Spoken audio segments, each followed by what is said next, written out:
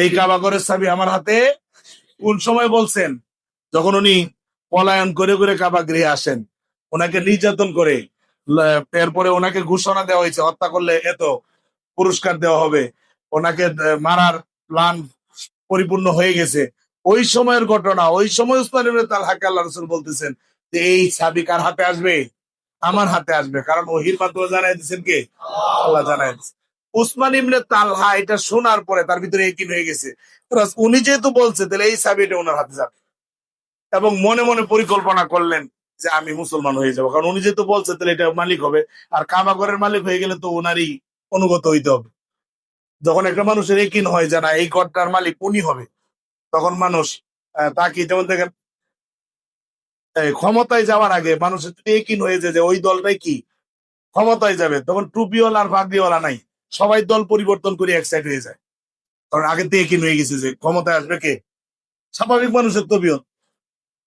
তো কাবা যার কাছে আছে, এটা ধর্মের প্রাণ কেন্দ্র। এইটা যার কাছে আছে তার কাছে ক্ষমতা থাকবে, ধর্মীয় ক্ষমতা, রাষ্ট্রীয় ক্ষমতাও তার কাছে যাবে।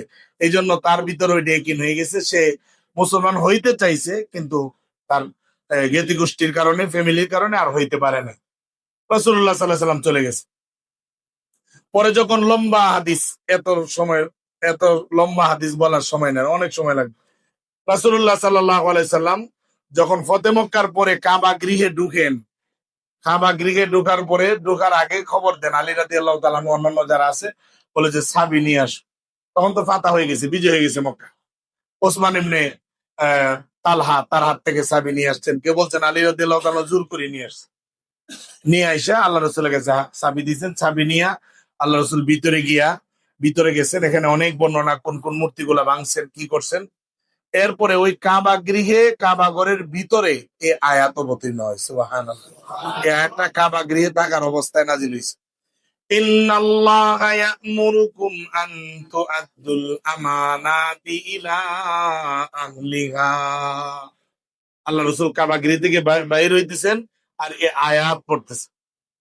এবং এই বাইর হওয়ার সময় আল্লাহ রাসূল ডাকলেন উসমান ইবনে তালহাকে, যে তাকে ডাক।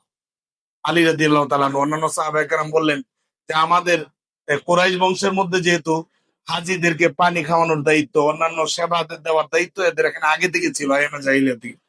এখনো হজ উমরা করতে গেলে দেখবেন জমজমের পানি নিয়ে দাঁড়ায় আছে, নাস্তা নিয়ে দাঁড়ায় আছে, যে কোনো খাওয়ানোর জন্য, এটা করার জন্য, ওইটা করার, এগুলো আগে থেকে এদের আওসাফ এবং সিফতে আছে।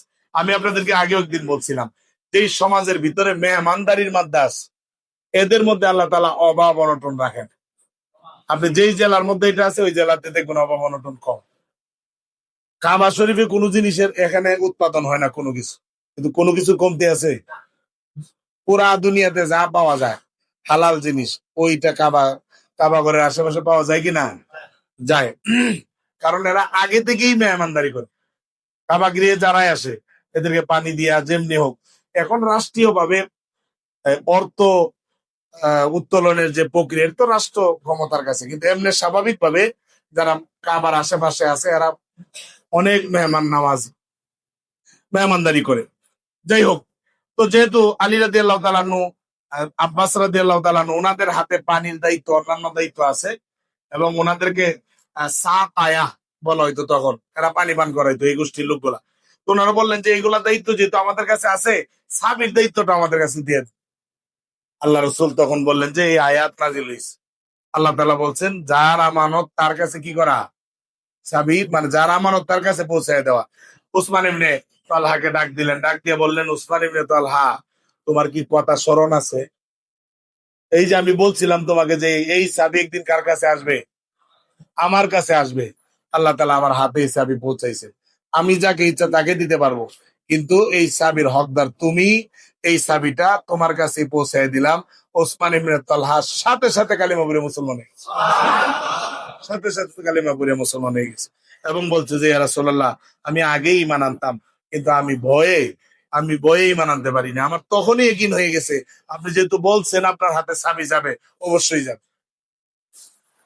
এই আয়াতটা হলো এই ঘটনা প্রেক্ষিতে নাজিল হয়েছে। মুফাসসিরিনে কেরাম এই জায়গার ভিতরে লম্বা আলোচনা করছেন। এটা আমানত বহু বচন, এখানে এক বচন না, আমানাত বহু বচন।